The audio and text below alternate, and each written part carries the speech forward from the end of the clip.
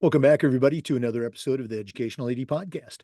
We'll be right back with today's guest, but as always, we want to give a shout out to our sponsors. Now, don't hit that fast forward button.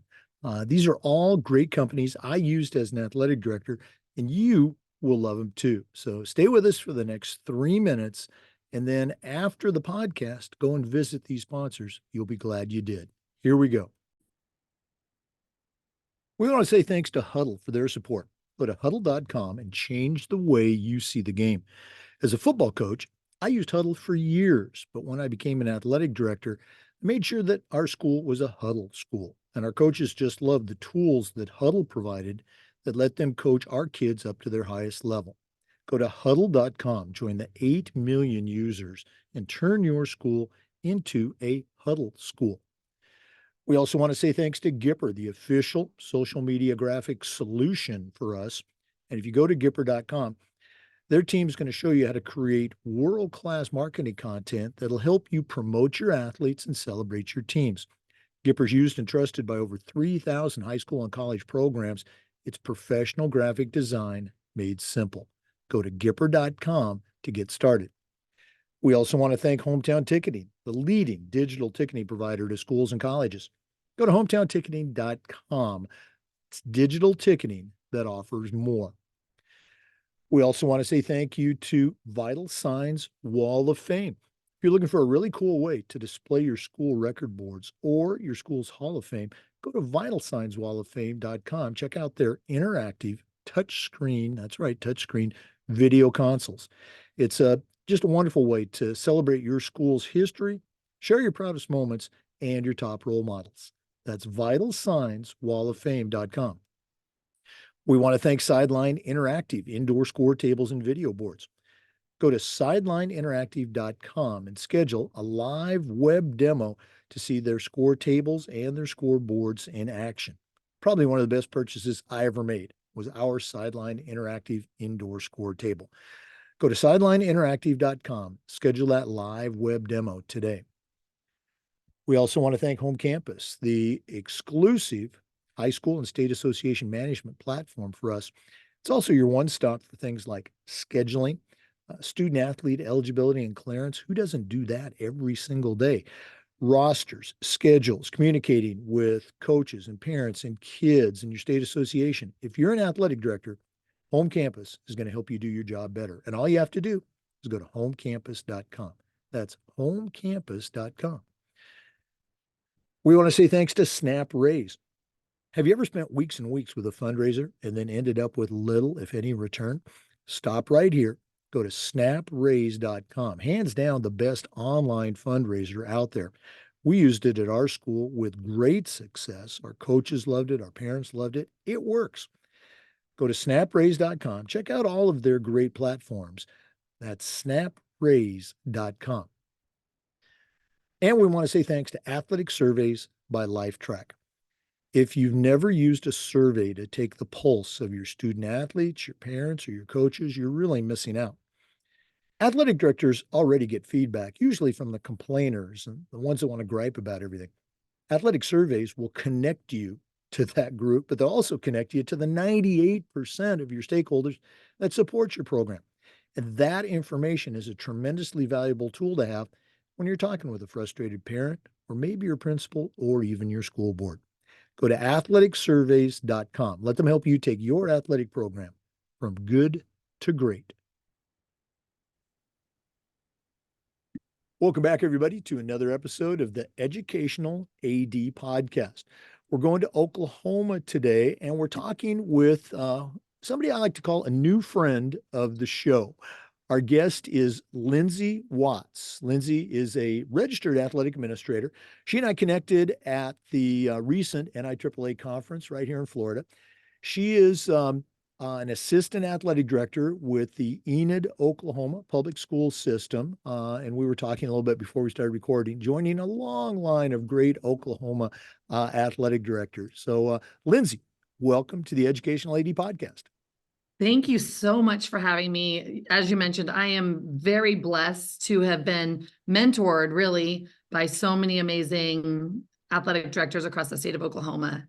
Very, very blessed to be able to do what I do and help serve our community and be supported by the people that I'm supported by. But thank you for the opportunity to be here and share what we do with others. No, no, absolutely. And again, for young ADs or older ADs, something I always share in some of my talks is the value, the importance of networking. And Lyndsay and I literally met. We were seated at the same lunch table for the Yeah. awards program and just started talking. And it's now she's on the podcast, and now I have a new friend. So let's go and jump right into it. Lyndsay, as you know, we always like to let our listeners have a chance to get to know our guests. So give us that quick bio, where you were born, where you grew up, maybe take us up through your own college days, and then we'll take a break. But what's the Lyndsay Watts story? Well, the Lyndsay Watts story, I am a swimmer and I have been since I was little. I was raised in Southern California. It's the quintessential swimming state. You know, every high school has a pool. I tell people in Oklahoma that don't understand that there's a pool on every corner, just like Starbucks. So I mean, it was natural for me to get into swimming. I was raised by a single mom, and swimming when I was 5 and my brother was 3 and my sister was 6. It was the cheapest sport. So my mom was like, swimming it is, summer league. Little did she know it would turn into a very expensive sport for us. But she wanted to make sure that we got involved in everything so that we were set up for success. Knowing that she was the only one doing it, she did everything in her power to help us thrive. So swimming was our little niche. And from a really early age, I knew that I wanted to help others. And in swimming, in the pool, like I mentioned, we thrived early. Myself, my brother, and my sister all like caught to it really quickly. And I loved getting the opportunity to help other kids learn how to do the strokes properly, teaching kids flip turns, and that kind of ventured into my high school years. It was the same thing. Like as a freshman, I was also a cheerleader. And as a freshman in high school, cheer was very, very serious at my school. And Mr. Brockman, my cheer coach, was like, no one else does any other sports. And I was like, me, I'm not gonna not swim. And he was like, you better be the person that they can't live without. And he came to my first swim meet with the high school, and I set the school record as a freshman in my very first dual meet. And he was like, okay, you can swim. So from there, I just like my role at the start of every swim season was I'm not going to do the workout because I swam club, and that's really where I got my workout from. I'm going to be over here with the JV kids, the brand new kids, teaching them all the things so that it could help grow the sport and help just each individual kid become better at swimming, become better at the things that they wanted to be involved in. So early on, like coaching was just kind of natural for me. In college, I swam D1. I traveled around a little bit, went to the University of Kansas, and then they cut the men's program. So I transferred. I ended up finishing up at California Baptist University in Southern California under Rick Rowland, who is phenomenal. It was an NAIA school then, and now they are an NCAA Division I competitive program there. And I got to be a part of the beginnings of it when we were playing water polo. I also did that in college, playing water polo against USC, UCLA, Stanford as this little NAIA school, and we were beating them. So it's awesome to get to see my sport growing out there as well. So, I mean, I guess that's kind of it. Swimmer. No, that's great. I guess two things. Okay. Your cheer coach was a man. I'm going to say that's not typical, No. but the second question, you're obviously much younger than I am, but you experienced a little bit that tug to specialize. Mhm. Um, how did that, and remember that's question number two, how did that affect your philosophy as a coach, as an athletic director later on? But I want to hear more about your cheer coach. Well, my cheer coach, Steve Brockman, I mean, he was just this hardcore. I mean, swimming is a hard sport. I like to say that it's everyone else's punishment is what swimmers and cross country runners do for their sport, right? It's conditioning, straight conditioning. So doing that is difficult. My cheer practice was more difficult than my swim practice. I mean, we were lunge walking around the entire school, and it was Southern California. So it's all one story and it's all spread out, numerous buildings, and we're lunge walking all the way around the whole school. I mean, it was legit. He ran it like the military, and we were great as a result. So going into the specialization piece, I knew that cheer wasn't going to be paying for college, and being raised by a single mom that was not college educated, I knew I wanted to be a teacher. I had to go to college. The only way I was going to go to college is if I got it paid for. So my focus really did have to be on swimming. So I actually didn't get to cheer all 4 years. I had to end up specializing because I was awake at 3:45 every morning, driving 45 miles in Southern California traffic toward LA to go to swim practice, in the pool by 5. In fact, one time the freeway was closed and my friend Amanda and I traveled together. Freeway's closed. We have to get off the freeway, again, 45 miles, take all these side streets to get all the way to swim practice. We come walking out of the locker room at 5:02, and my coach said, "Girls, you're late. We'll see you this afternoon." And we had to turn around, walk back in the locker room, get dressed, and drive all the way back home because we were 2 minutes late. It was really hardcore.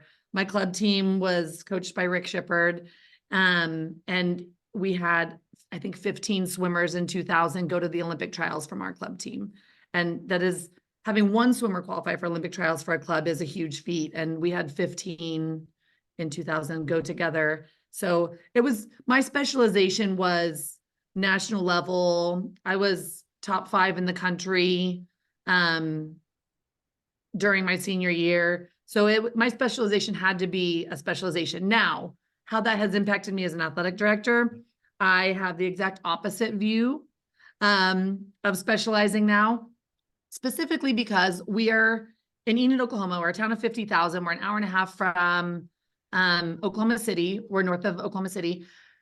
And there aren't really any towns close to us. So we're not getting any kids transferring in.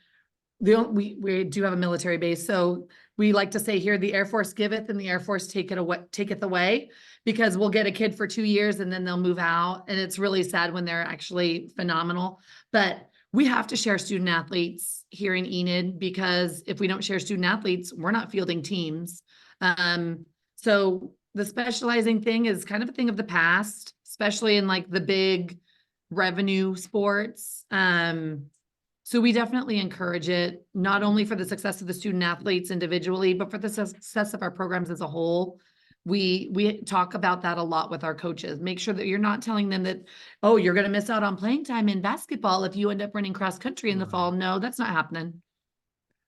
Well, So, and again, I think that is, what we call a best practice. But at the yes, same time, if someone comes along like you, that is an yes, elite, whether it's a runner, a basketball player, a soccer player, et cetera, I think we kind of take that with a grain of salt. Well, of course. this is their jam, as opposed Yeah, to the kid. I'll pick on baseball.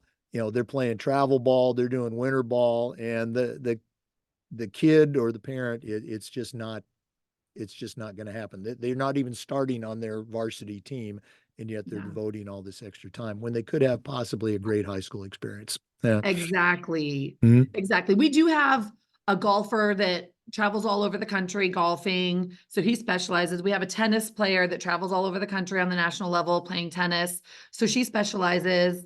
But aside from that, like, we really just encourage them to do all the things. We actually just did have an issue with one of our sports. The kids, frustrated with their sport, decided to quit, but they're playing on this team at the state level that's called like a pre-Olympic development or Olympic development team. And Right. so they should be on varsity. They should be getting all the playing time. They should be starting, because they're in this pay to play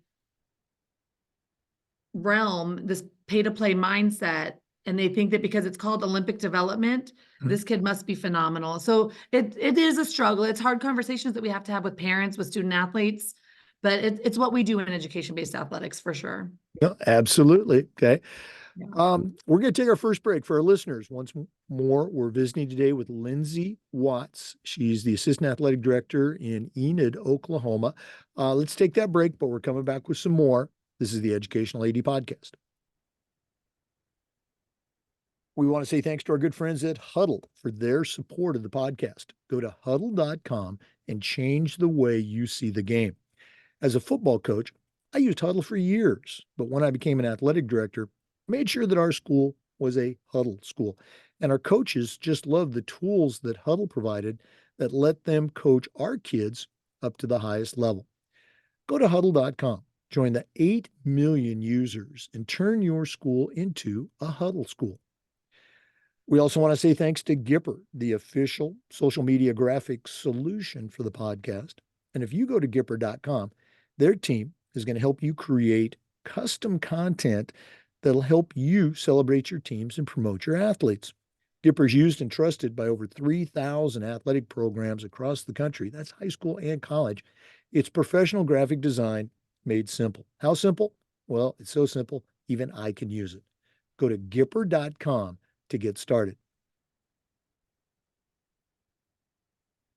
We actually are a Huddle school district. We have Huddle cameras at our baseball field, at our competition gymnasium, at the football field. And it is phenomenal to support our coaches, not only in getting feedback for them to be better coaches, but it's been great for them to sit down and watch film with the kids to help them create highlight reels.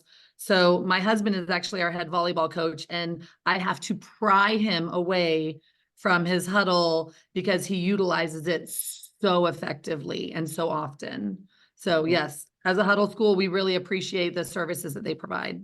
Well, thanks so much for saying that. And that's so great to hear about volleyball coach. Our volleyball coach is the same way. And I was kind of concerned when as an athletic director, I knew how good it was for football. I was concerned with our other coaches would love it, and they did. Our volleyball coaches, basketball, soccer, you name it. I know what you're talking about, prying them away from the screen. Yes, all the time. Let's go ahead and get back to your interview. You were an elite student athlete in college, but you mentioned that you knew you wanted to help, and you also had that early head start in coaching. Share a little bit about that journey, post college that has now brought you to Enid. Well, I mean, as I mentioned, like natural helper. I believe that God created me to help others, to leave the world a better place, all of the things to serve, right? And I've known that since I was really, really young. My mom used to call me the friend to the friendless. I just wanted to help people. So I knew I wanted to be an educator. I got my first teaching job here in Enid, Oklahoma in 2009. And I remember the principal of Emerson Middle School calling me saying, "Hey, I saw your resume. Tell me about yourself." And I was like, "Who is this?" And she's like, "Oh, I'm so sorry. My name's Kim Jones. I'm the principal of Emerson Middle School in Enid, Oklahoma. And I have a job opening and I want you to take it. Are you willing to take it?" And I was like, "We haven't done an interview or anything." And she said, "Your resume shows that you were a collegiate swimmer. That's all I need to know. Do you want the job?" And I was like, mind blown. I was like, "I don't have to interview." She said, "I promise you, I understand what it takes to be a collegiate athlete and especially a swimmer. If you want the job, it's yours. I know you're going to work hard. I know you're going to be dedicated. I know you're going to understand. You're going to get out of it what you put into it. I know that you're going to be great. So do you want the job?" And I was like, sure. She's like, "You started in 5 days, pack up your car in California, find a place to live and move here." And I did. And it was a blessing. I met my husband here. We now have 2 beautiful babies. So that's how I got into teaching. Coaching came and went early on in my career, but I was given an amazing opportunity. In 2013, I saw a random job posting for a small Catholic college in Oklahoma City, in Shawnee, technically. And they were starting a swim program. And I was like, this is me. I was volunteering a little bit here and there with coaching the local swim team, but I hadn't really done anything. So I was like, be a head coach. Like the worst they can say is no, right? So I applied, and I have a feeling I was the only one that applied. I got it. And I had to literally do everything from wear my rain boots and paint the interior of their old pool with pool paint, paint the black lines down each of the lanes, all myself, order starting blocks, do all the things. And I got to start that program from scratch. And it was a great opportunity for me to learn all the things. And then after about a year and a half there, we decided we wanted to expand our family. We had one baby, and he would go with me to morning practice at 4:30 in the morning. It was a whole thing. So we knew we wanted to have another baby. My in-laws live here in Enid, and we were like, let's look into opportunities. The swim coach that was here in Enid was retiring at the end of that year. Everything just kind of fell into place. I came up here just to talk to the assistant superintendent, and somehow that turned into us going to the high school and me interviewing with the special education, or the assistant principal in charge of special education. And that's what I ended up doing. I was hired that day to come back to Enid and teach special education, which is what my certificate is in, and be the head swim coach here in Enid. So, I mean, I did that for 7 years. 3.5 of those years were under Billy Tips. I don't know if you know Billy Tips. yeah. He is the Bentonville district AD. And so he, after 3.5 years of what he says is interviewing me, he was given the go-ahead from the district to go ahead and hire an assistant AD full-time. And he came to my classroom one morning, and I was like, what's happening? He never comes to my room while I'm teaching. And he's like, hey, I just want you to know that I got the go-ahead for an assistant AD, and it got posted this morning, and I want you to apply. And I was like, done, sold. And I applied, I got it, and I got to be under him for an amazing year where he taught me everything about servant leadership, everything about why we do what we do as athletic administrators. We're here to support coaches. We're here to support kids. We're here to grow programs and bring them together and all the things. So I got to do that for a year under him. And it was an amazing, amazing opportunity. I guess a couple of things real quick. That first job where you got hired literally from the person reading your resume that you were a swimmer. Yeah. I was having flashbacks. I substitute taught for 2 years right out of college. And I got my first job at a middle school, not because they needed a teacher in my area. They needed a head track coach. And, I was that track guy, and I'd done a decent job as a substitute. So, again, for Yep. young listeners, all those little things on your resume, you never 100%. know which one is going to catch the eye of that hiring coordinator. Now, follow up. You obviously had a lot of experience in a couple of different areas, leadership areas, when Billy came to you and said, hey, I want you to apply for that assistant AD job. And you were all in from the get-go. What were some things after you were sitting at that assistant AD's desk? What was maybe something that maybe surprised you a little bit about the job? And what was something else that you knew in a very confident way, not a cocky way, hey, I was made for this job?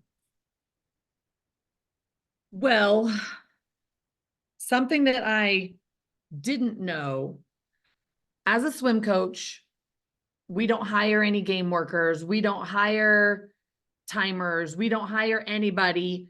No one, like, we run it completely autonomously. Like, 3:00, we get to the pool on meet day. That's a home meet. We get to the pool.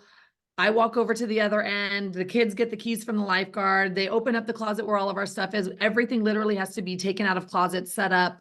I have to make sure that we have timer sheets for them to write the times on, know what swimmer is in which lane at what time. I have to make the heat sheets for everybody so that our fans are taken care of, so that all the things happen on our own. And I thought I knew about game management because I did everything. I knew nothing about game management. I knew nothing about all the little intricacies that go into pulling off a Friday night football game, all of the things. So I'd be like, hey, Billy, why don't we do this? And he's like, slow your roll, Watts. We have to consider this and this and this and this. And I was like, oh man, I would have never thought of that. So, like, more than anything else, working under Billy, he taught me to slow down and think about all the different things that might be impacted by this one decision that we're going to make regarding switching the game time or canceling a game because of snow. It seems so simple. Like, travel might or might not be hazardous, but let's go ahead and cancel early. It impacts so many things: the concessions, the gate workers, the assigner for referees, the referees themselves, us, the team, the bus drivers, our transportation department, the other school's transportation department. So that was huge in me really being humbled with, I thought that I could run an event. I was like, this is perfect for me. I'll just jump in there. No.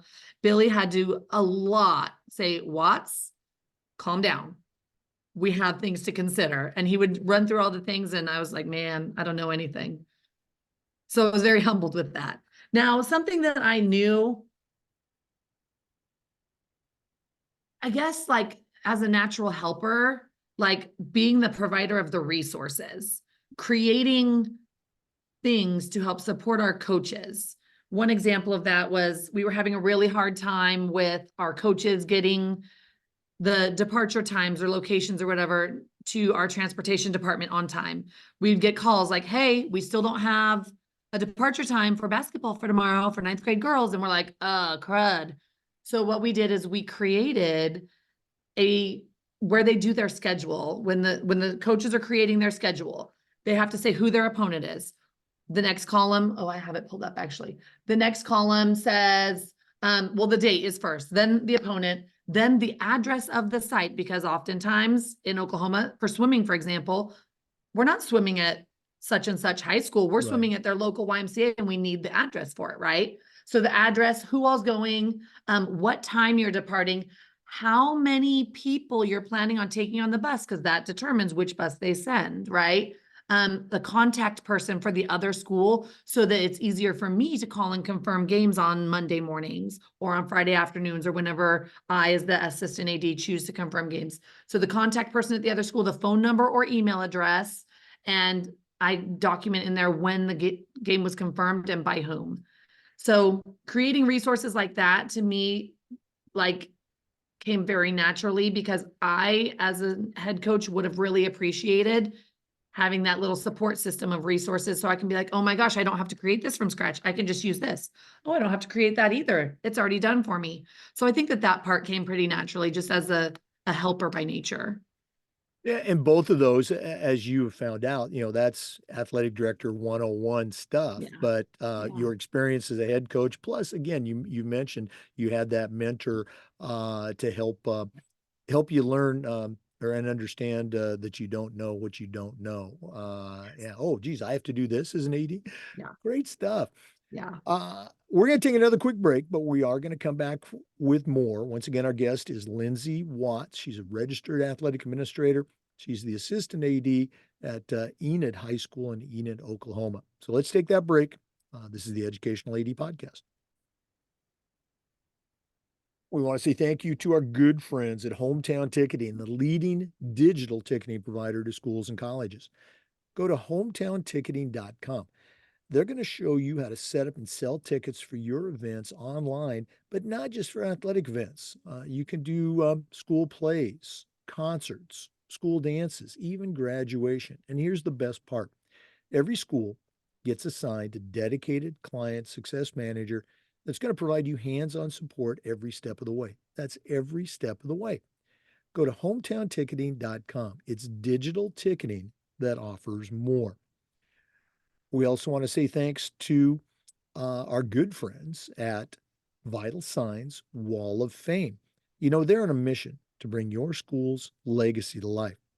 If you're looking for a really cool way to display your school record boards for all your teams, for all the sports, go to vitalsignswalloffame.com. Check out their interactive touchscreen video consoles. It's also a great way to tell your school's incredible history, share your proudest moments, and highlight your best student athletes. That's vitalsignswalloffame.com. Check them out today. We want to say thanks to Sideline Interactive, indoor score tables and video boards. Go to sidelineinteractive.com. Schedule a live web demo and see their score tables and their score boards in action. Their products not only generate income for your athletic department, they also create the ultimate game day experience for your student athletes. That's sidelineinteractive.com. I want to mention that Sideline Interactive, we use it for our score table in our gymnasium, and it has helped us with bringing in income through sponsorships. We celebrate our students on senior night. We make a little thing for it that has the seniors in that sport that just gets to scroll through with the ads, and the parents love it. The kids love it.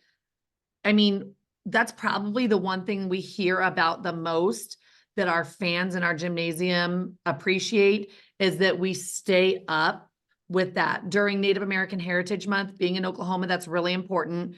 We had some of our student athletes that got together with one of our coaches who's Native American, and they did a little photo shoot in their regalia. And then there was some of them in uniforms, and we had that on there for the whole month. And it was amazing. So much positive feedback, great source of revenue. It really has been game changing for our parent satisfaction and our student athlete satisfaction at our games. Yeah, I'm so glad to hear you say that. And again, if you don't have one of these consoles, you really need to do that online demo. There are so many features within the Sideline Interactive score table. I'm telling you, you won't be able to use all of them. In-game stuff, halftime, all the things that you mentioned. I'm going to give you another way that we used it at our school. We used it for signing ceremonies. That was the table where they signed their document. The kid was there, the parents were there. Sometimes, they'd have a brother or sister, but you're right. We would have on that message scrolling across, action photos of them, little kid shots of them, pictures of the college where they were going. And it's so easy. The phrase I use again, it's so easy, even I could program it. But we had a kid do that. I'm telling you, listeners, Lyndsay knows, but Yeah. check out Sideline Interactive. Those signing ceremonies. The parents, I got probably more accolades from just that than any other thing I did as an AD. Okay? You're right. We also use it for signing ceremonies. We have a slide, one image that we make of each of the kids with like them playing their sport, one of their senior photos, and the logo of the college they're going to. And that's up there. When that kid's signing, the parents get to take the picture. So it's personalized. And then when the next kid comes up, we just go on to the next slide. We have them all in order. And it's so simple. It is. And Yeah. it's so impactful. So yes, if you're not using it, you should be using it, people. Right. And then one last thing, Lyndsay already mentioned it. We had ours paid for, the unit, before we even got it, because we had approached a couple sponsors. We said, this is what we're going to do with this. And they were all in. And then we continued to sell ads for it. So it is a money maker. Wow. This has turned into a Sideline Interactive segment. Sorry. It's really great though. No, it is. And again, they're one of our sponsors. So thanks for sharing. Yeah. Lyndsay, you're a veteran professional leader. You're newer and a little ways to athletic administration, but you've been doing it for a while. But we do get a lot of younger ADs or new ADs, and I think it's important for them to hear about the journey that we all take. And so we're going to take a laser focus on your journey with your state association and with the NIAAA. And again, that's where you and I met at this year's national conference. So how did you first get involved with the Oklahoma Association? How'd you hear about the NIAAA? Well, again, mentorship, mentorship, mentorship. If you're new, get a mentor that is passionate about their position. Being under Billy, I was recommended for hire in March. And then one of the first conversations we even had, like my contract didn't start till June 15th that summer, but one of the first conversations we had was join the OIAAA and NIAAA. We are a dual membership sport in Oklahoma, or dual membership state in Oklahoma. So I joined the OIAAA immediately. He's like, all right, in June, before I even started, in June, we're going to the conference, the Oklahoma State Conference, OADC. And I went and I was standing there like this lost puppy dog, just following Billy around. Because he knew all the people, he knew all the things. And I was like, I haven't even started the job yet, but he initiated it immediately. This is important. Get involved, network, join the organizations, go to the conferences, learn all the things. And it has been really impactful. So that was June of 2022. And then by June of 2023, Billy was speaking at the OADC conference, and he was like, I'll only do it if Lyndsay can speak with me. And they were like, yeah, sure. The planning committee was like, yeah, we're in. Let her come out there and do it with you. So I got to speak with Billy at the conference last summer. And now that led to Dr. Dustin Smith at Broken Arrow. He's on he's on the board, I think, at the NIAAA. He's involved in all the things. And somehow being connected with him got me connected with the opportunity. I actually got to speak at NADC in December in Florida. So that was phenomenal. And then now I'm on the OADC planning committee. And as I mentioned, I've literally been an athletic administrator for a year and a half, and networking and being passionate about what I do and being clearly a servant leader that puts kids' best interests first. All of those things have led me to all of these opportunities. So speaking engagements, being a part of the planning committee for OADC, all the things. So really like just getting involved from the very beginning. I got my RAA certification before I was done with my first year as an AD. And I actually took my last class at NEDC for my CAA certification. But you have to be an athletic administrator for 2 years before you can actually receive that certification. So now I'm just waiting out my time until this summer. I'll be taking the exam at OADC to hopefully be CAA certified. And I'm already thinking about CMAA. I think you and I talked about it at the table when we met, that if I take the courses now, they don't really count for my CMAA. So I'm waiting, but I'm already planning my CMAA project. I've already got that in the works. I'm doing all the back end stuff on that already. So I really believe wholeheartedly and passionately in learning and growth. And every single one of the courses I've taken through the NIAAA has helped me so much in doing what I do every day. All right, I'm going to put you on the spot with my first Uh-oh. question. Looking back over the coursework that you've taken, what's one course that really sticks out for you, or maybe one section of a course that you're just going, wow, I'm going to use this right away when I get back to Enid? The legal issues. The legal issues, like sometimes people have to operate in the gray. I get that, but man, like supervision, Title IX, all of the things that I've learned in the 2 legal issues courses I've taken have blown my mind. All the things that people sue about, some of them are ridiculous, but then they win. So then I'm like, man, we don't have any signage. We had people just flooding the field at football games this fall. And I was like, we can't just have anybody on the sidelines. If one of them gets injured, we had no signage up saying, hey, if you go down to the field, you could get injured. So I was like, if we're not going to limit people going down to the sidelines, we're going to put some signs up. I had signs everywhere going down to our football field. And then we also limited the people going down there. But all the legal issues that I never thought of as a coach, because I just kind of did what was good for kids, and finding out so much about all the legalities that happen that I knew nothing about. Really the most impactful single piece of information is the legal duties for athletic personnel.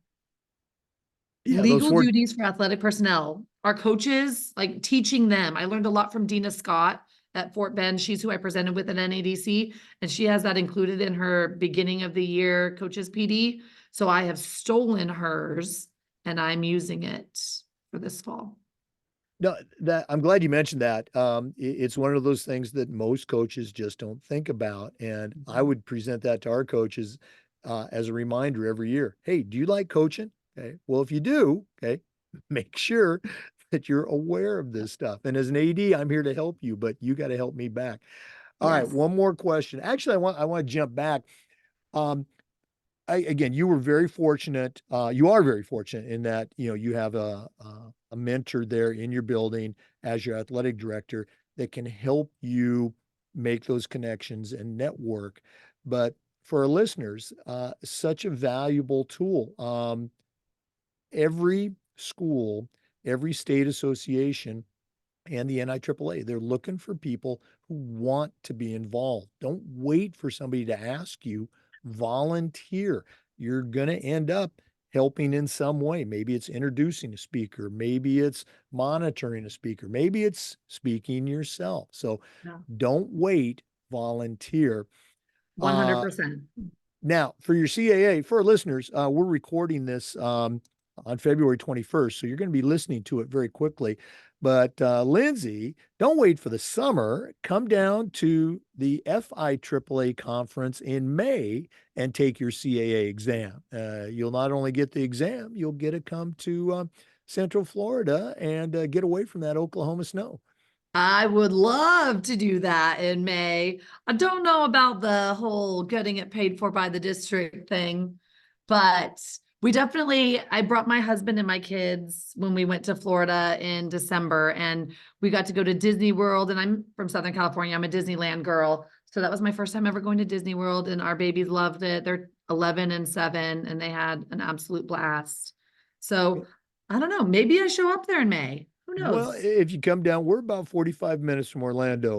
We'll take you and your husband out on the lake, a little sunset boat cruise, a little Ooh. barbecue, some beverages. Okay. All right. One more question. You mentioned that you're already thinking about your CMA project, and I know you and I had this conversation, but for our listeners, the best projects are not something that you struggle over and think, what can I do as a project? You are already doing something at your school that would make a great CMA project. So, Lyndsay, I'm putting you on the spot again. What's your CMA project probably going to be? Well, I have a couple of ideas. I'm really passionate about supporting our middle school coaches. So coming up with a middle school coaches toolbox, um, with all the things that they need to be successful, from vertical alignment to what drills we want you running and how we want you running them, to how to structure a practice, to what forms you need when you're traveling, all of the things to support a middle school coach in being successful if they come in knowing nothing. Because we'll have openings, and Johnny's mom is like, well, I mean, I don't know a lot about soccer, but I mean, you don't have anybody. So it's either my kid doesn't get to play, or I'm going to step in. So I'm going to step in, and they have no idea. So having some resources for them, I want a toolkit for our middle school coaches to be successful. So that's something I'm passionate about and I'm working on. And then in my passion for serving others, this was actually a Billy Tips idea last year. We did a student serving others day. It was April 29th, where every single one of our sports programs had all of their kids doing a volunteer project as a team. And we had no parameters on it. It was your team has to do it. They have to do it together, and it has to be great.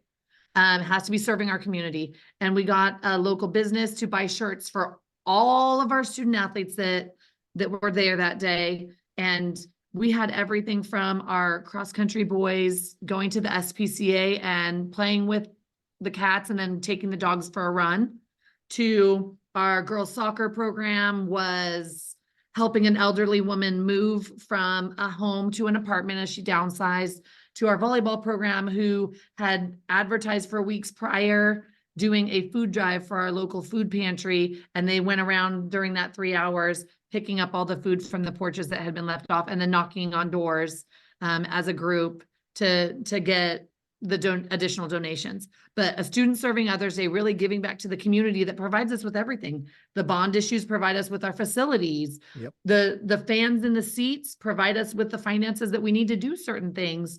Sponsorships from local businesses help our programs. So I think a student serving others day, I might steal it from Billy, because we're doing that again this year.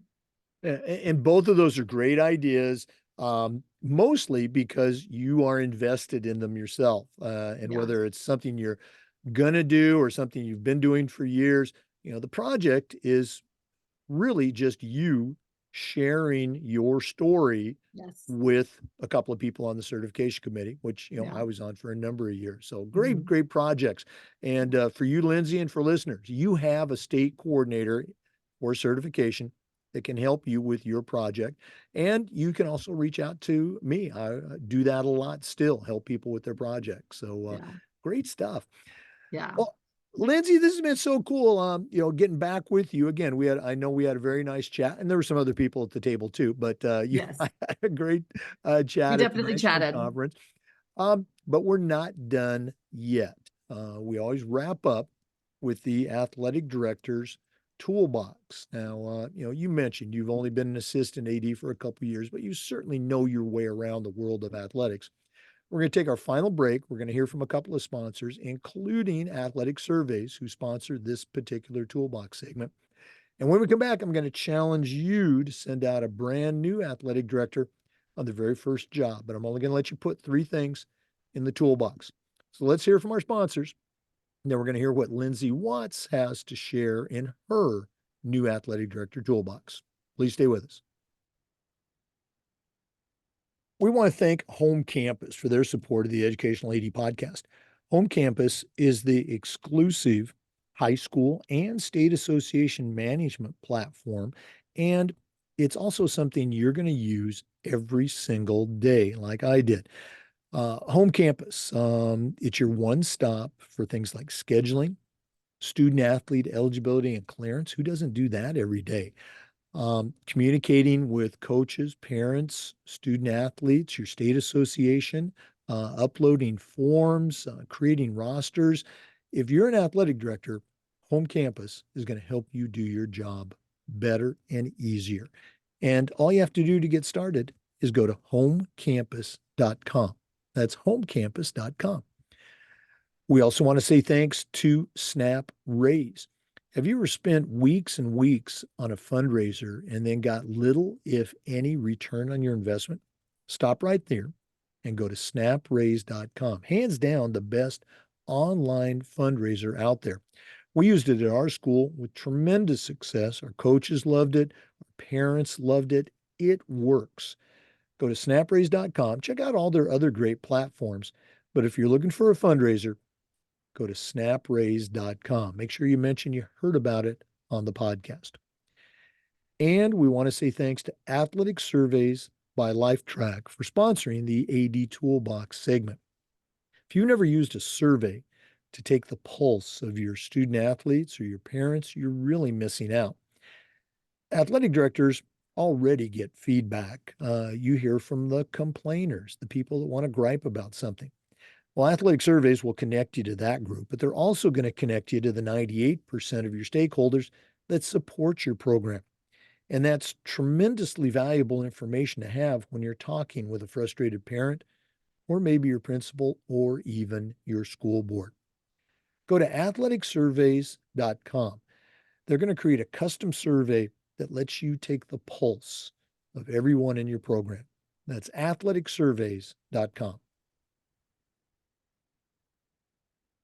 Well, it's that time of the podcast. We have just spent a great visit with our new friend, Lyndsay Watts. She's a registered athletic administrator at Enid High School in Enid, Oklahoma. Has a very impressive background in athletics as an athlete, as a coach, and as an athletic administrator. But right now, I'm going to challenge her to send out a brand new athletic director on their very first job, and I'm only going to let her put 3 things in the toolbox. So, Lyndsay, what 3 items are going to go into your new athletic director toolbox? Any new athletic director, get a mentor. Find another athletic director in your state, reach out to your state association, get a mentor. And they're not going to teach you how you need to do things in your school. They're going to give you tips and tricks on how to manage your time as an athletic administrator. They're going to give you tips and tricks on like, hey, if you're planning an event, there are some things that you might not know that you need to think about, which is what my mentor had to do with me. I didn't know what I didn't know until my mentor taught me those things. So if you are brand new to athletic administration and don't have a mentor on campus or on site with you, reach out to your state association and get a mentor. Tool number 2, join the NIAAA and take the classes. I mean, I have learned so much from those courses through the NIAAA about how to be more effective, about how to manage my time better, about the things I need to worry about and the things I don't need to worry about some legal issues I didn't know I needed to worry about. So take those courses through the NIAAA. They are game-changing with athletic administration. And my third tool is athletic director conferences. Go to any of them that you can go to. And you don't have to just stick with the ones in your state. If, for example, we have a border state summit, which is an AD conference essentially, that it's Arkansas, Missouri, Kansas, and Oklahoma, right there where all those states border one another. And it's for all of us. Go to this neighboring states AD conference, whatever it is, go to the things and learn all the things, because the more you know, the more effective you are at doing what you do. And we all got into this, hopefully, I assume, to serve our coaches, to serve our student athletes. And the best way to do that is to know as much as you can know about serving them well. Well, I love anytime somebody mentions, the mentoring, networking, state association trifecta. I just love to hear that. And again, whether you're a younger AD or an older AD, or a retired AD like me, I share with people. I didn't get involved with our state association and the NIAAA until I was 50 years old. I was a head football coach and an athletic director, probably in that order. But once I got involved with our state association, you used the term game changer. It certainly was. Mhm. Lyndsay, we should have done this earlier, so shame on me. But It's amazing. if one of our listeners wanted to reach out and add you to their network or find out more about how you do things there at Enid, what's the best way that they can get a hold of you? They could call my cell phone. My phone number is 580-977-8271. Call, text, again, servant heart. Anything you need help with, let me know. My email address is llwatts@enidk12.org. And the way I like to introduce myself to new people is like, it's Lyndsay Watts, like a light bulb will brighten your day.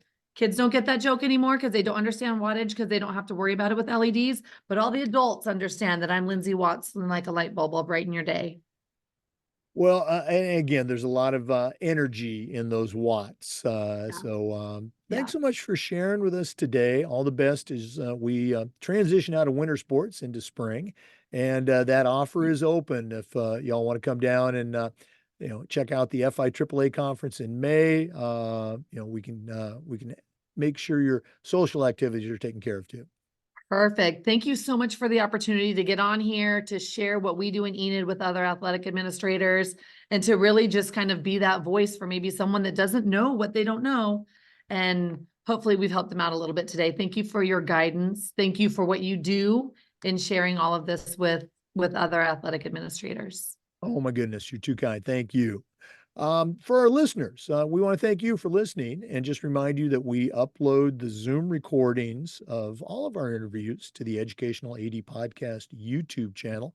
Of course, we appreciate you listening. Come back next time for another great interview on the Educational AD Podcast. We'll see you next time.